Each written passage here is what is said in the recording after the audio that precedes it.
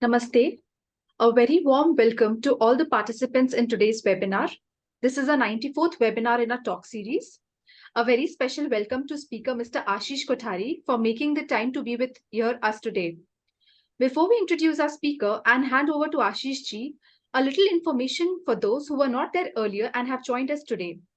Rtambhara Wellness is a collective of like-minded individuals that look at wellness in a holistic way, not just the body, but the mind as well, and all through the practice of knowledge and wisdom that comes from our ancient Indian practices, heritage, and scriptures. We conduct corporate programs and retreats for wellness that look at personal transformation. The details are available on the website rtambharawellness.com. If you would like to be a part of a community, please post your contact details, cell number, email ID, and we will connect with you. I may now request our Chief of Faculty, Mrs. Beena Mirchandani, to introduce our speaker for today. Thank you. Thank you so much, Rishmi. It's my absolute pleasure to introduce Mr. Ashish Kothari to you. He's an executive coach, author, consultant, and founder of Happiness Squad, a company focused on helping individuals and organizations to unleash the power of happiness and well-being to achieve their full potential. Ashish's transformational approach, which he covers in his book, Hardwired for Happiness, is interdisciplinary and integrates learnings across spiritual wisdom traditions, philosophy, positive psychology, neuroscience, and organizational development. Prior to starting Happiness Squad, Ashish Kothari was a partner at the global management consulting company, McKinsey & Company, and spent over 2 decades helping thousands of leaders succeed by building new mindsets and capabilities. I had the pleasure of being introduced to Ashish online by the BIC, the Bangalore International Center, where I was to moderate the talk on his book, Hardwired for Happiness. But that didn't happen for personal reasons, but it will definitely happen soon. We then had several interactions on happiness online and have been closely in touch on that subject since then. I've read his book and was really very happy that finally someone has put the Eastern and Western concepts together on happiness. The Western domain was limited to science, research, neuroscience, and some amount of philosophy and psychology. And with the Eastern spiritual concepts coming through, it seems to finally have come full circle. Something was missing earlier. Thank you, Ashish, for your journey into this subject through both lenses, science and spirituality. Thank you. In today's session, we will have a talk for 45-50 minutes, followed by a question and answer. Feel free to post your questions on the chat function, and Ashish will answer your questions after the talk. You can put your questions on the chat, or we can unmute you after the talk for you to ask your question directly. Either way works. So let's get on with today's session and know more from Ashish about Hardwired for Happiness, the 9 proven practices to overcome stress and live your best life. Over to you, Ashish. Wonderful. First of all, such a pleasure to be with you all. Really, it is wonderful to be able to share with you all who kind of are really looking at this really work in both these worlds.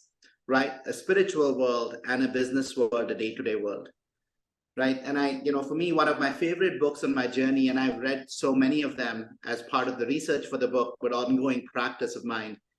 My favorite book is Gita, because Gita, unlike so many others, talks about how we actually integrate and live a life day to day, right? Versus not in a cave. How do we integrate these practices, and how do we really transform our day-to-day lives by instilling some of these timeless truths? And that's what I cover in the book.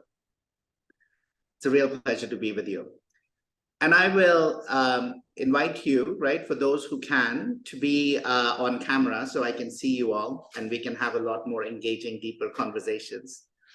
I truly believe the eyes are the way to the soul, and I think we can have a more soulful conversation rather than just engage cognitively with these concepts. Beena, I want to make sure you can see the slide with my photo on it. That way, just to make sure I'm projecting the right screen. Yes, it is. Yes. Okay, wonderful. That was the only reason to have that. As Meena mentioned, I do more. I've dedicated the second half of my life towards democratizing happiness and helping 1 billion people integrate the art of science of happiness in their lives, because I fundamentally believe it is critical towards unlocking our best self, because only through that can we really serve the world, serve each other, yeah, across all domains. Oftentimes we do a lot of things so that in the end we can be happy. And I fundamentally believe happiness is actually the means towards whatever end we want. Whatever we want to do, we can do better if we are happier. Whether it's connecting with colleagues, whether it is working through a hardship we're facing in our life, whether it is supporting somebody, whether it's kind of bridging divides that have become so vast in our world right now. I spent 25 years at McKinsey, 25 years in consulting, 17 of those in McKinsey, before I decided to really dedicate the second half of my life towards this. And we're taking the science and art of happiness into individuals, but also most importantly, organizations. Because I fundamentally believe this is at the heart of actually shifting the consciousness of our organizations so that we can actually collectively join forces to heal the world versus create so much of the suffering that we are experiencing in all domains, whether it's ecological, climate change, or a human crisis around stress, anxiety, and burnout. So I'll talk a little bit, but I'm curious about where everybody is coming from, and whether you can do it in chat or you can do it through Zoom. I invite you to just annotate from an emotion point of view over the last month. What have you been swimming in? So there's a range of emotions here. And I'm just curious to check in on where the group is right now.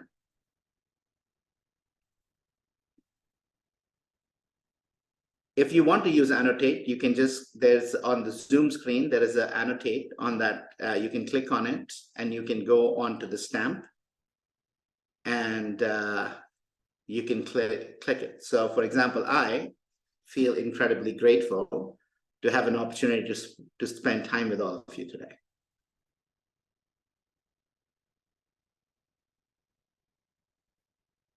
You can also just put it in chat.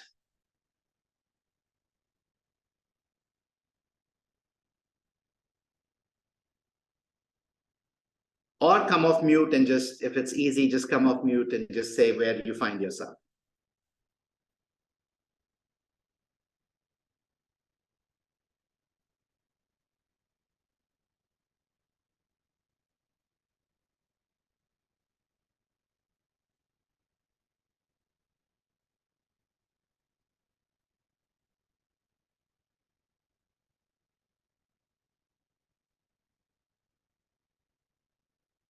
I'm seeing in chat, there's a couple of folks who are posting. Joyful, Reshmi said, grateful, man, wonderful. Vasu wrote, apprehensive for the future. Yeah, there's a lot of that. Energized, Mahesh, thank you. Open. Yeah, beautiful. So it's always important, right? Because emotions are, as we know, impermanent, right? Like so many other things in life, they come and go. But when we experience something predominantly over a period of time, it can become a mood. It can start to color how we see the world, and it all of a sudden starts to lose a bit of that impermanent nature in our life, right? We start to become really, really, really grounded in that. So it's important, and I think it's important because it's also, you'll notice I use pleasant and unpleasant because we also have a tendency to talk about negative and positive, as negative is something to be avoided, when positive is something to be cultivated. And many happiness gurus for sure kind of fall into that realm of let's be positive, let's be happy.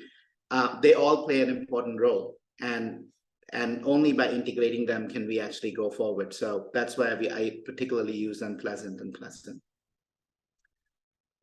So let's talk a little bit about, I wanted to share a little bit around these 4 paradoxes that really got me on this journey of a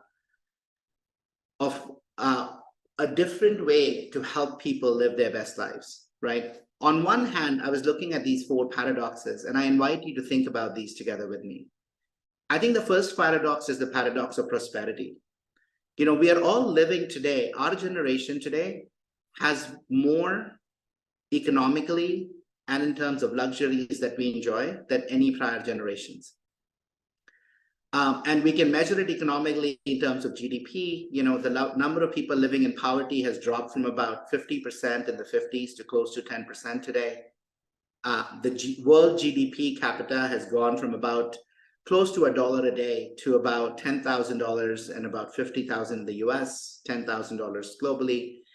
But we're not necessarily more happier. We're not more satisfied, right? Those numbers have actually been going down. And I invite you to consider why. Why are we consuming at an ever higher rate? I'll invite you to consider the second paradox around health. We're all living longer. The average life expectancy for the longest part of our existence used to be in the 30s and 40s. It moved up to the 50s, but today most of us are expected to live late into our 70s, if not even further.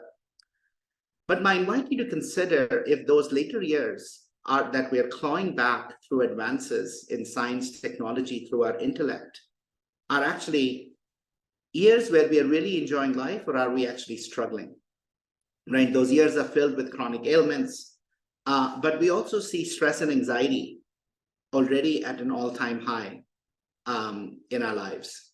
So I invite you to consider, why might that be? On one hand, we are gaining ground, but on the other hand, we're actually creating our own illnesses, so to say. We are more connected than ever. I'm one of those few. My first job was at IBM, and the internet, the World Wide Web, had just come up. And over the last 25 years, I really saw us, if we want to connect with anybody today, we're just one text, chat, social media message away. We can connect and talk to anybody across different languages. And yet we are actually lonelier as a world. And we are more polarized. We have lost the ability to take each other's perspective. We are, the global tensions have never been higher, whether it's between, India, Pakistan, China, US, China, Russia. I mean, everywhere we are globally as countries, we're struggling, but we're also struggling as communities within a country.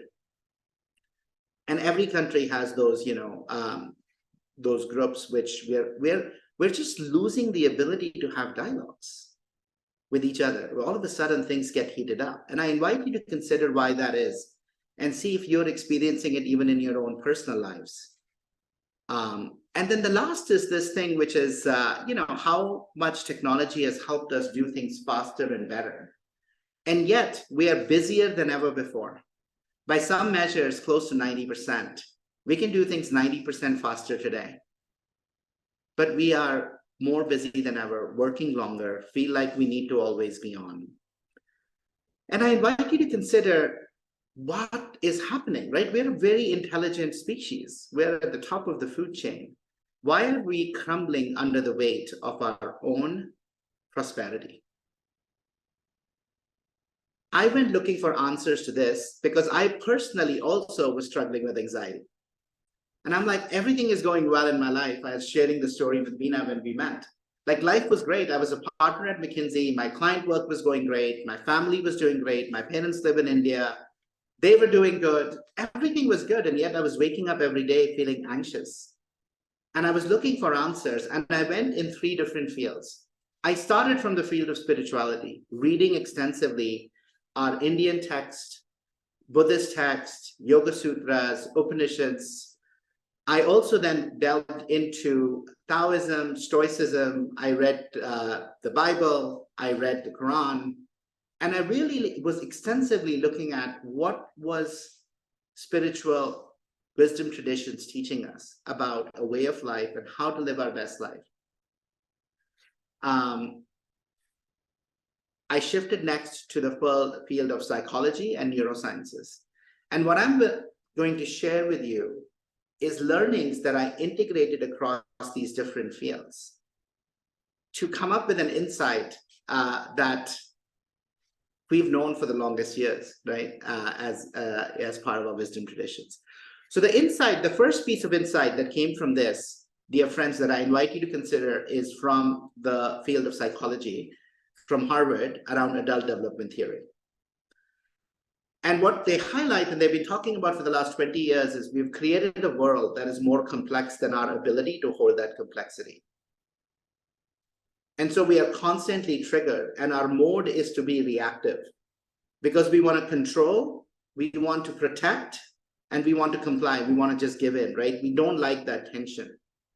So that's the first piece that psychology filled in the piece. The second piece of that filled in was neurosciences, which was our brains that have evolved for safety and security, not happiness, have a really amazing mechanism around fight, flight, freeze that protects us from physical threats. But in today's world, it's become our biggest enemy. You see, when we see a threat out there, very quickly our brains react. In fact, the amygdala is the structure. It's an almond-shaped structure. It's part of our limbic brain, a much primitive brain compared to our thinking brain, that triggers the stress response, fight, flight, freeze. We have adrenaline and cortisol going through our body that is preparing us to action. Works really well against physical threats. Hence the reason we are at the top of the food chain, not because we are the largest or the strongest, but because of that.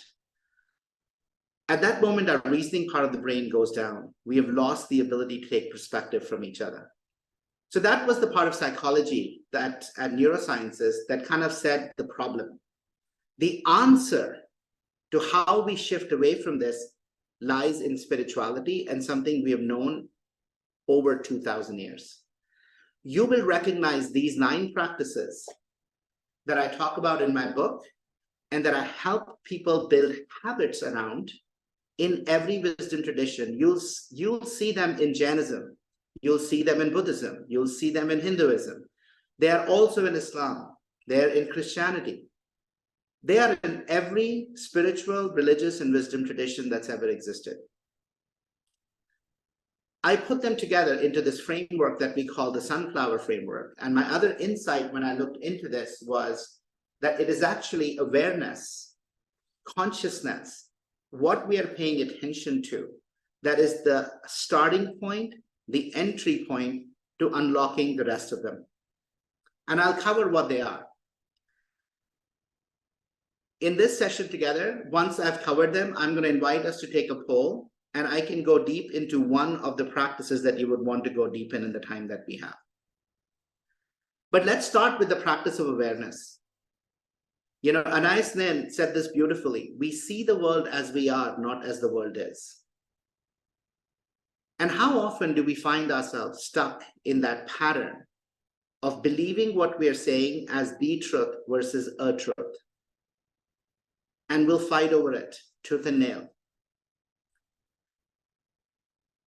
We also, in the Western world, for sure, and to a large part in the doing part of the Eastern world, get stuck in and not able to differentiate between our thoughts, our emotions, our fears. They all become, you know, our thoughts, emotions, and what we are feeling in our body become one. And so self-awareness also leverages one of the core practices in our spiritual traditions of recognizing the impermanence of our bodies, the impermanence of our thoughts, and of our emotions. And each one of them being different than who we really are. Who's the seer? Who's the one who truly sees? You know, when Western psychologists caught up with this, they started calling it the subject-object theory. What you are subject to, if you make an object, you can really observe it. You know, our rishis and gurus have been talking about it for generations, for thousands of years. You are different than your thought. You're not your mind. You're not your body. And if we are able to step into that place, not just from a knowing place, but from a being place, we create space. In that space, we take action. So self-awareness is the core practice. And it's the core practice because if we are not aware, nothing else becomes possible. Think about mindfulness, for example. Mindfulness is about being in the present moment. If we are not even aware, how do we know whether in the past, future, or present? Gratitude, practice number 4, is all about appreciating the good in our life. We need awareness for that. We need awareness to be able to count the blessings in abundance that we have. If we are not aware and if we are not able to pay attention, our brains that have a negative bias only get directed to the things that are not going well, right? We'll always solve for what's going to get us, and we forget about all the things that are good. In our wisdom traditions, we talk about santosha, being content with what you have, right? It is true. It is the grateful that are happy, not the happy that are grateful. So many of these practices fundamentally tie in, and the best way I describe it is this way. You know, in our wisdom traditions, through our deep practices, we kind of have come the closest to the core of life. Psychologists started studying them with science experiments, and frankly, 25 years ago, positive psychology actually started looking at how to live a good life. And so they're looking through a much smaller lens to the much deeper wisdom that lies in our traditions. And neuroscience is taking an even smaller lens, because now they're actually just looking at neural brain structures to see how brain structures shift through these practices. So I always like to go the deepest is our spiritual wisdom traditions. Unfortunately, any spiritual practice takes years and years and years. And even then, it's a lot about knowledge. There is not a lot of space for practice. And that's what we are on a mission on at Happiness Squad. And that's the work we're trying to do with this book and with the program that we've created. It's to really help people shift from knowing. So I know about these practices. I know community is good. I know compassion is good. But shift them from knowing to doing. And do it in a way that it allows people to build habits in 5 minutes or less, so that we can live it, we can be it. And we can be it in the context of our day-to-day lives and with teams. That's the work we are trying to do. Couple more moments on some of these practices, and I invite you to take a quick poll to tell us where you would like me to go deep today. Compassion is one of the biggest practices that for me matters, that we have actually lost. In today's world, we are so critical on ourselves and on each other. See, you see, there is a core insight that in our Eastern traditions, when we talked about compassion, Dalai Lama talks about it. Compassion always meant compassion for ourselves and others. We didn't separate that. But in today's world, we've forgotten about compassion for self. You know, I just invite you to consider this scenario. If you and a colleague are walking down and you see your colleague trip and fall down, and the coffee or the tea that they're holding falls on the floor, our reaction often is we want to go and help. We want to ask them if they're okay. That comes to us. But the same scenario, if we are rushing and we fall down and coffee falls down, that's not the words we use on ourselves. We are our harshest critics. And, we'll say things like, oh my God, I'm such an idiot. I should have done this earlier. And so self-compassion is one of the practices we work with to help people really calm that inner critic, that voice that is telling us we're not enough. You all talk a lot about at Rtambhara about well-being and wellness, mind, body, spirit. I truly feel they go as one. And while in today's world, so many of us have at least started physically being active, meditation, exercise for the mind, is still highly missing. And then the last two are about community and living intentionally. You know, the longest study research at Harvard that's running for 80 years highlighted the biggest drivers of flourishing is community. Something we've known in our whole generation, Sangha, groups that actually get together and practice together. That has been a core part of our lives. And again, something that there is a lot that can be learned from there and integrated into our lives. And living intentionally is all about living with intention, guided by where we want to go versus constantly reacting. So I'm going to pause here for a moment, see if you all have any questions around these practices and this interpretation, this representation of this with awareness at the center. And ask you if you have any questions and where you'd like me to go deeper. So there's no time.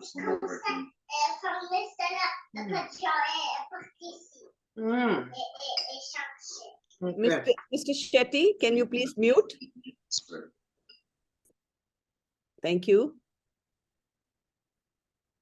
So let's do a little poll to see where we can go deeper. So on your screen, you're going to see, you can either, if you're on your computer, go to slido.com and type in that number, or if you are on a phone, you can just look at the QR code and it'll take you to an online poll. And we can start to see where the first question, which is which of these practices are an area of strength for you? So which ones do you really do well? They're a part of your life.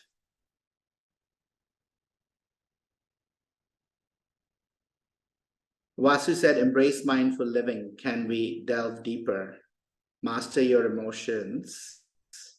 Vijay, master your emotions is a place to go deeper, or is that a place which is a strength for you?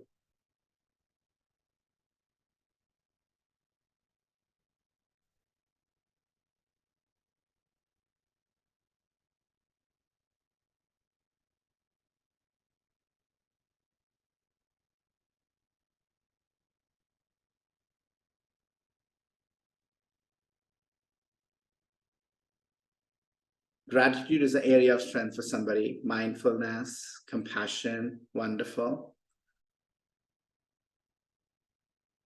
Arun says, compassion is my strength. Shirish, purpose, beautiful. Yeah, we all have, certain strengths, and there are certain areas that we're always working on. Gratitude is a big one for me too. And the second one is purpose, because that's, with this work, I shifted into doing work that I love, that I feel is my calling, and I'm dedicating the second half of my life for. Jayanti put purpose, mindfulness. Yeah, wonderful. So it's important to know our strengths because, I fundamentally believe when we start from an area of strength, we can do so much more. And as your comments highlight, self-awareness is one that oftentimes is not a strength because we are so much in the doing mode that we don't have enough space and we don't get enough feedback around it. Yeah. Arun asked the question, how does one see purpose at the age of 70? Yes. Great question. I will take that, Arun, before we end today. So a second poll is around where would you all like to go a bit deeper? And that is, which practice would you like to go deeper? We already heard mindful living as one of them.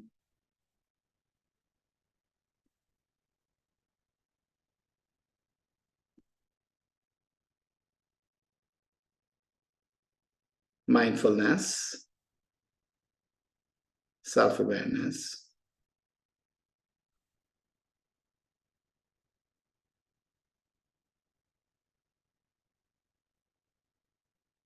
If we have a tie, I'm going to have Beena choose one.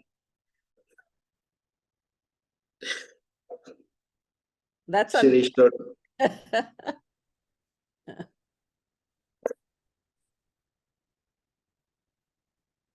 okay. we We'll give, also have a couple of others at the bottom. yeah. Okay. Well-being was one Jayanti wrote.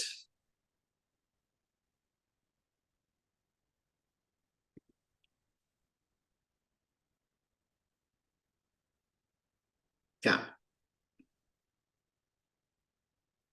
gratitude was a big part of strength for a lot of people. So shall we choose compassion? Okay.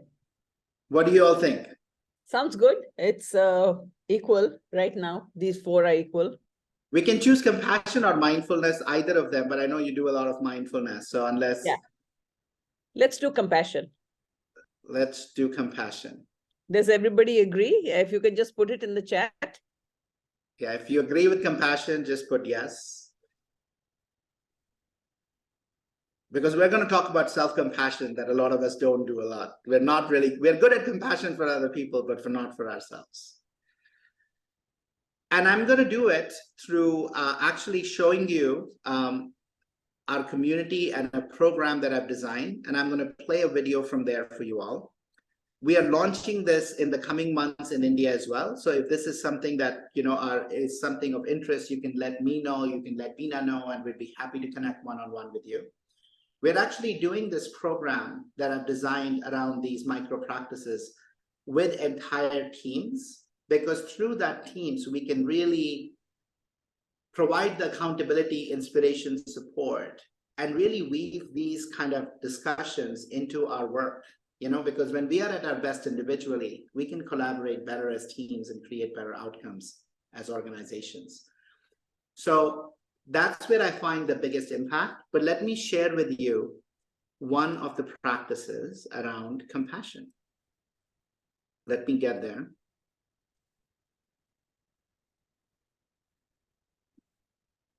I'll share the screen.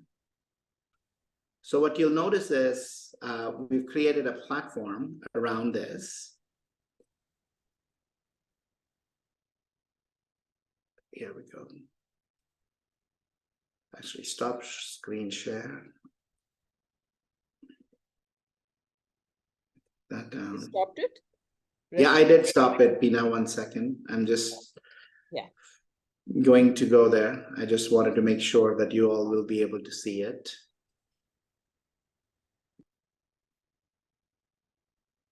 So here you go. So it's in a platform which has all 30 different practices. And I'm just going to go to the one on compassion and self-compassion. And these lessons are organized around 3 videos, one that introduces the practice, one that walks through step-by-step how to do it, and then one which is tips and tricks.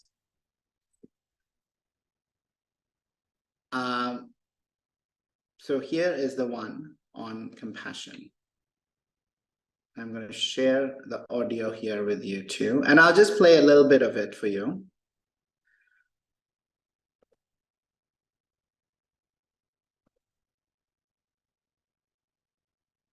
Please let me know if you can see it.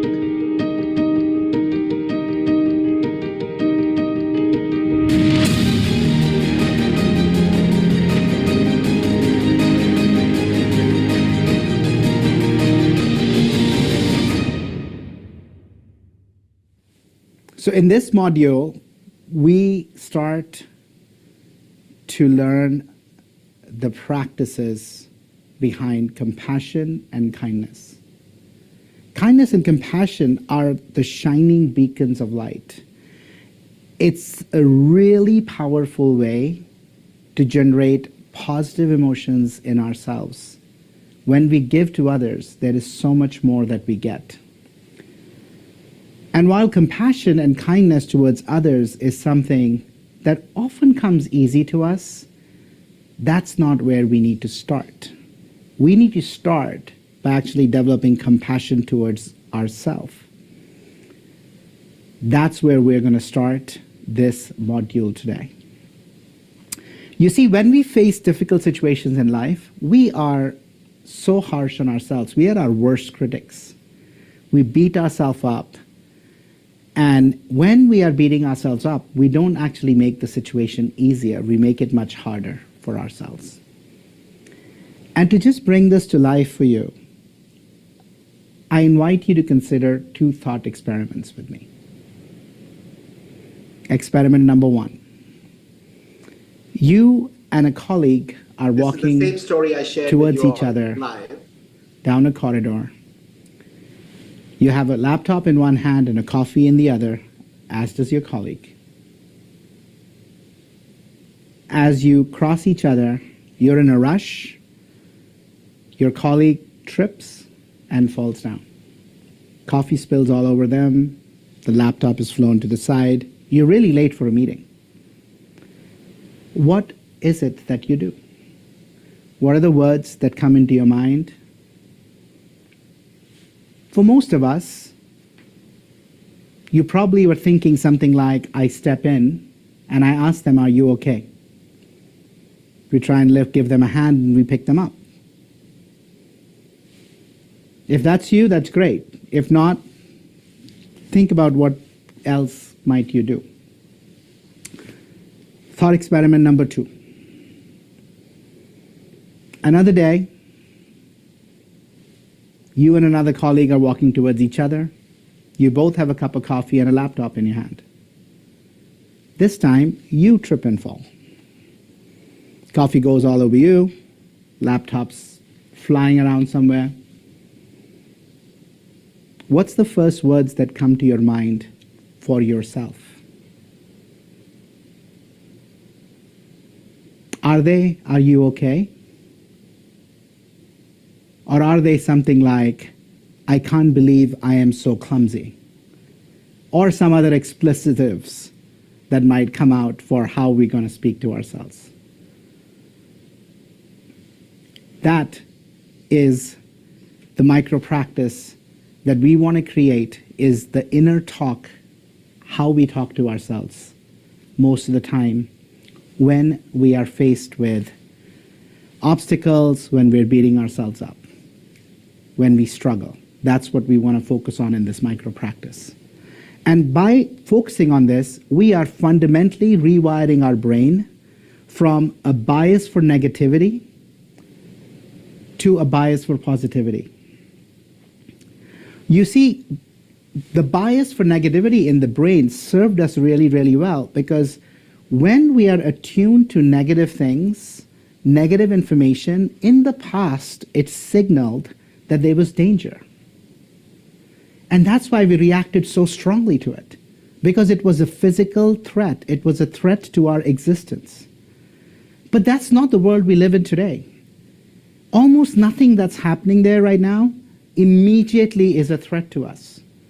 And hence, we need to take control and we need to rewire our brain towards a positivity bias, towards allowing ourselves to be kinder and more compassionate for ourselves. Now, somebody who I deeply respect and has spent her life dedicated to this practice and really fine-tuning is Dr. Kristen Neff. And her work on self-compassion is beautiful. And I strongly encourage you to learn more about it. But to summarize it, there are 3 key elements of self-compassion that she talks about. For us to develop this practice of self-compassion, 1, we have to be mindful. We have to train ourselves to just be with the suffering that might be present. Not accentuate it or not numb it. Just be with it where it is. It is what it is. Second, recognize our common humanity. Recognize that suffering is universal. We all have stories and feelings of inadequacies. We all fail time to time. We can use that as a moment to connect with everybody else rather than isolate ourselves by judging ourselves. And number 3,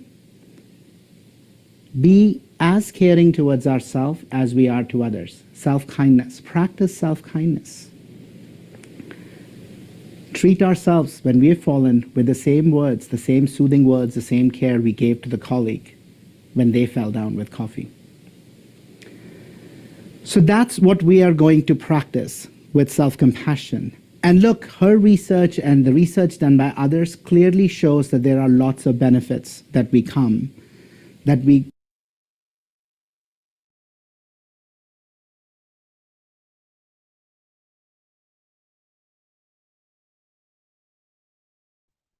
I said I won't go through the entire rest of it, but there are videos on the exact practice. But Veena, I will send this workbook out to you separately to circulate to everyone.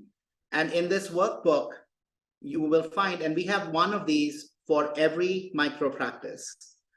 And this workbook goes into the overview, goes into the research, goes into why it works, the benefits, and then also provides a step-by-step approach on how we can start to put this micro practice into our lives in those moments when that voice inside is telling us we're not good enough, we have messed up, we're really beating ourselves up for being not a good father, a son, a colleague, what have you, that we can actually use this as a way to kind of work through that hard moment.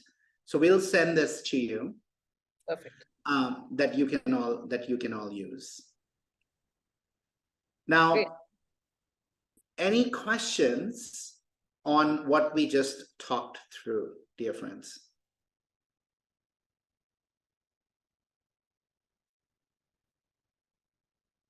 Open to taking questions, because I would love to end with one page around making the case for you all, for those who are working and have teams that you're leading and organizations you're leading, as the case for why I fundamentally believe this is the key towards unlocking the full potential of our teams. And I want to show you the research behind it.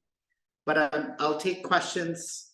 I'll start with a question on purpose that you asked. One of the questions that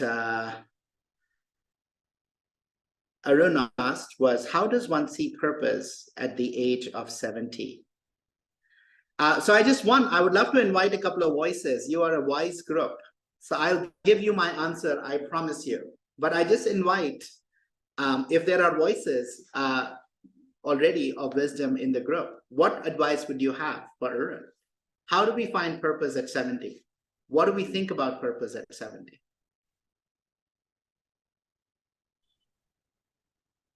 Any thoughts? I think there's always a purpose, Ashish. I mean, at any stage in your life, the purpose changes, but it's definitely there throughout. Now, a purpose for me at the age of practically, I'm 70 now, going to be 70. So for me, the purpose is really, I mean, I've spent a long time, working and doing all of that.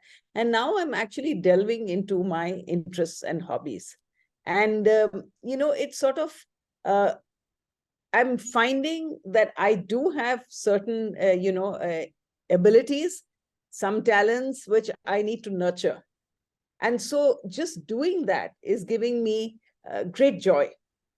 So I find purpose in that. I find purpose in the fact that I'm now a grandmother. So I now play, with my grandchildren. I do so many things, So there is something to do at every stage of life, is my feeling. Yeah, beautiful. Any other thoughts from people? Purpose at 70 or as we get older.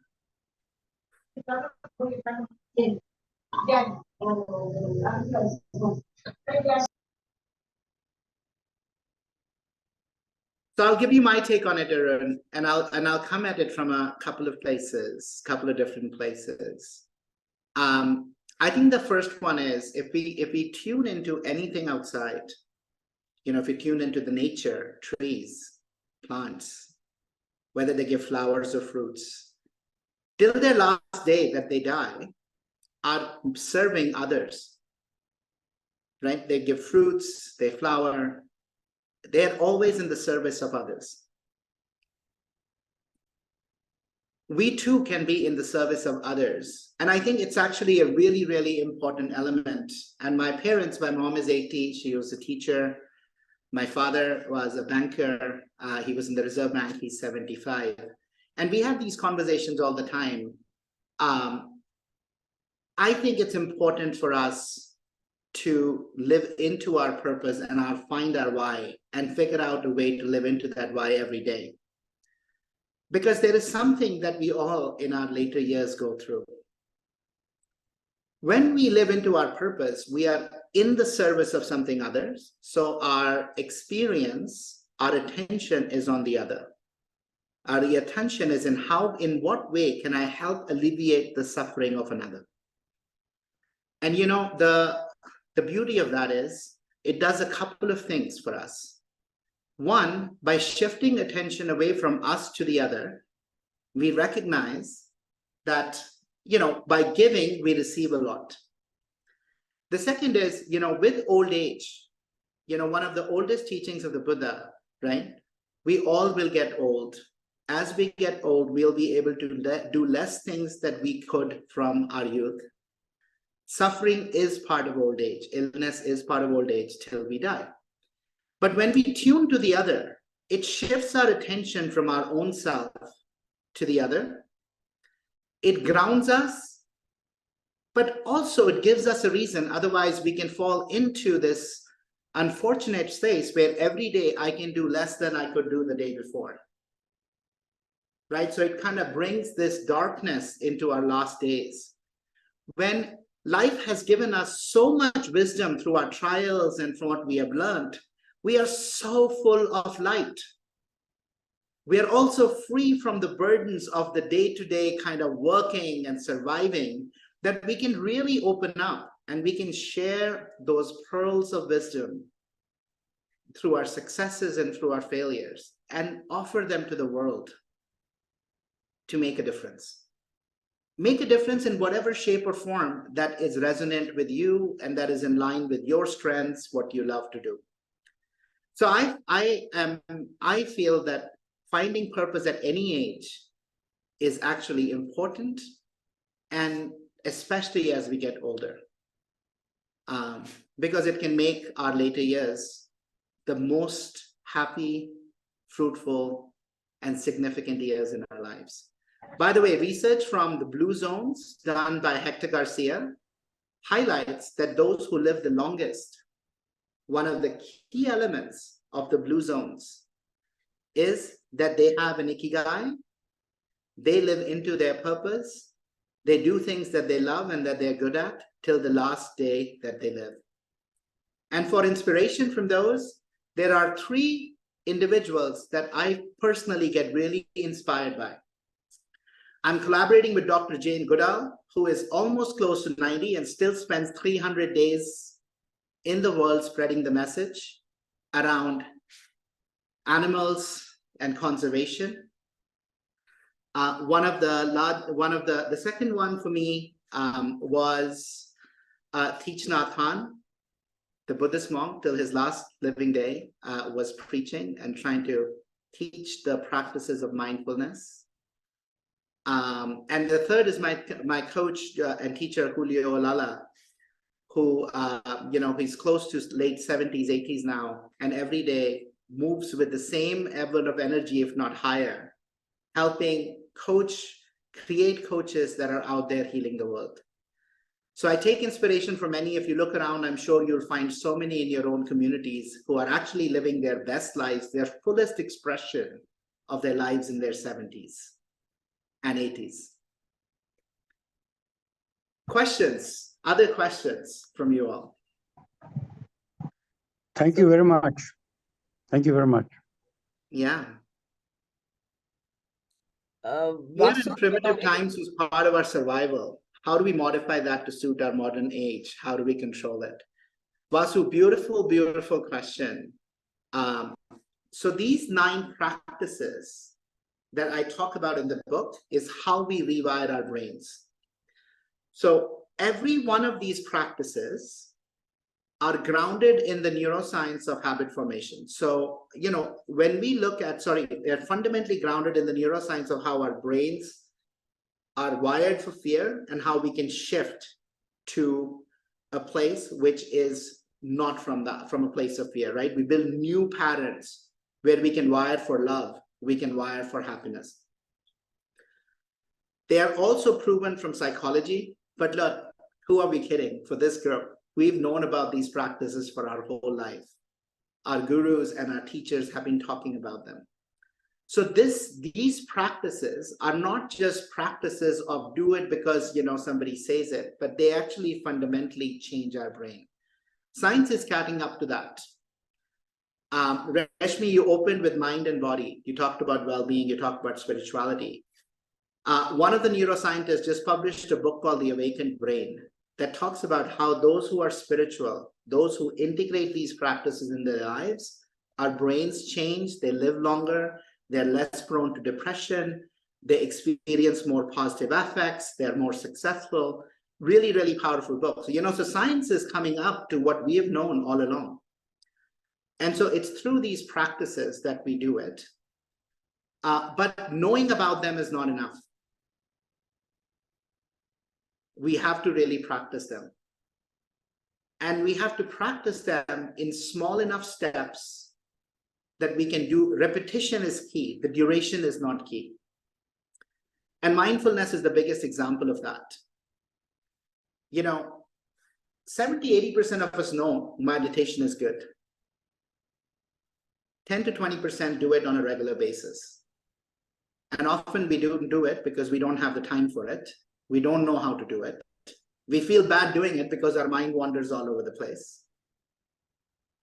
And even for those who actually meditate, they've done a vipassana, they're committed meditators. If you ask many of them, what percentage of the time are you mindful other than when you're sitting on the mat meditating? Another 80% drop off and say, oh, every day I'm constantly on the phone, I'm doing other things. So for me, it's about integrating it where we are mindful and in the moment constantly.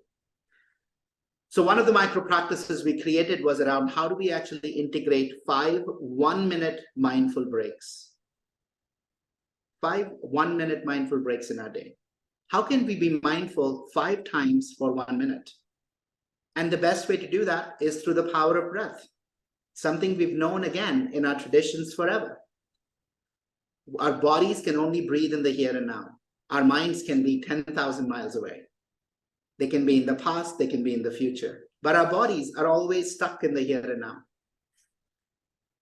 And so how can we just use breath and follow it consciously to bring our minds back to the present self, here and now? And let's do it 5 times during the day. And all of a sudden, we're building a habit to be more present. We're building a skill that can allow us control our emotions, that can help us override our fears, that breaks the sympathetic response system to allow our parasympathetic find our center. It's all through breath. So yeah, those are the ways, one step along the way, we rewire our brains and we rewire them and upgrade our sense-making mechanism to be in line with what the world around us is requiring us to do right now. Thank you, Ashish. I had a question. Are we as human beings hardwired for kindness, compassion, and generosity? And we've forgotten it somewhere? Our core, by the way, this is not just humans, being a great question. It is not just humans. All sentient beings are wired for compassion. There are experiments done when you have 2 rats, and if one of them is actually caught behind, the other rat tries to open the cage. We are all wired, but you're exactly right. Because the complexity of the environment has become so much higher, and we are constantly triggered, and we are seeing the world from a place of adrenaline and cortisol, stressed out of our minds. It's our egos and the brains that have created this huge armor that are keeping the light, that are kind of fundamentally numbing our core innate nature to connect, to be moved to alleviate the suffering of others, even those we don't know. We are too much in our survival mode. Right. Yeah. Thanks. Of course. Does anybody have more questions? You can unmute and ask Ashish.